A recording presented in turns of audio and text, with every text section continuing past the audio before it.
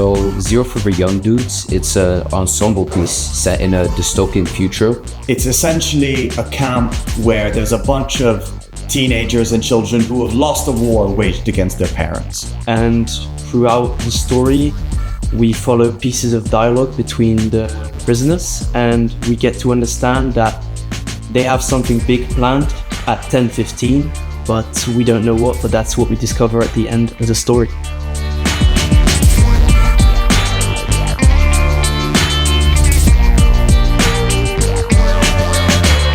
What I like about the play is that it tackles difficult material.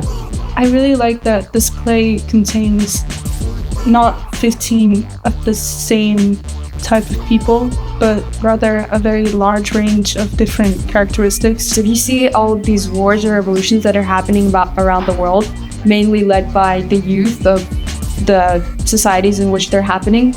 It's very related to what's happening in the play. You can see a lot of parallels. I don't think a lot of people would expect a group of people so young in their teens to be in a play about a subject so heavy and so depressing.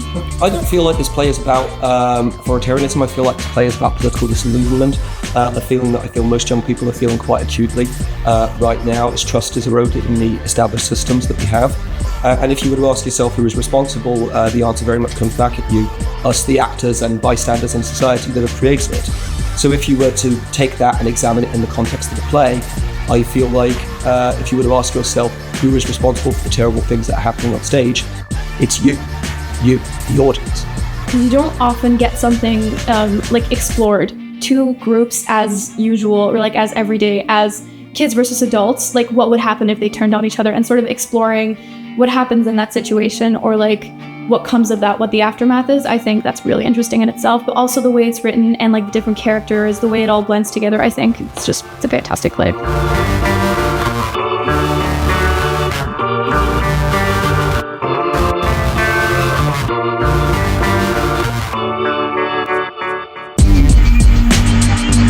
I've just met a bunch of new people. They're all older than me and they have more experience, so it's really nice to learn things about how they act. What I like is the fact that I'm working more, and the fact that people who are in EYT Plus are really interesting personalities and also act well, and they force me to want to act as better as possible.